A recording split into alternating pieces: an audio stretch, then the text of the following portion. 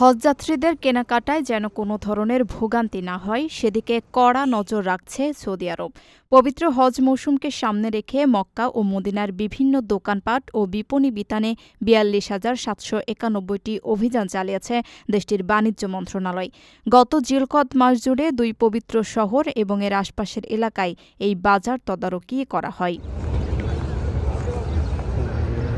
Saudi বাণিজ্য মন্ত্রণালয় জানিয়েছে, হজ উপলক্ষে আগে থেকেই তাদের বিশেষ এই নজরদারির পরিকল্পনা ছিল। এর অংশ হিসেবেই মক্কা ও মদিনায় যাতায়াতের প্রধান সড়কগুলোর পাশের দোকানগুলোতেও অভিযান চালানো হয়।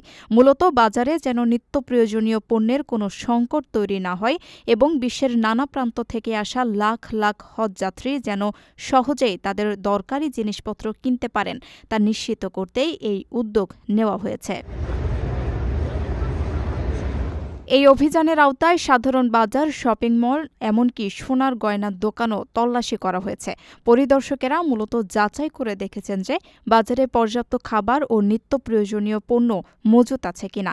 এর পাশাপাশি পণ্যের দাম ঠিক রাখা এবং বিভিন্ন ছাড় বা অফারের নামে কোনো প্রতারণা হচ্ছে কিনা সেদিকেও কড়া নজর রাখা হয়।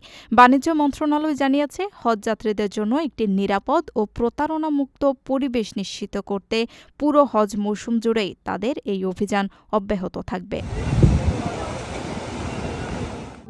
প্রবাসীদের জন্য নির্মাণ হচ্ছে দেশের প্রথম স্মার্ট সিটি, যেখানে থাকছে স্কুল, মসজিদ, হাসপাতাল, সুইমিং পুল, হেলিপ্যাড, পাঠাগার, জিম, সুপারমার্কেট, শিশু পার্ক সহ সকল নাগরিক সুবিধা।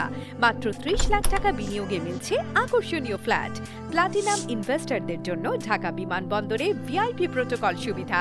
বিস্তারিত জানতে যোগাযোগ করুন স্ক্রিনে দেয়া হোয়াটসঅ্যাপ অথবা ইমো নাম্বারে।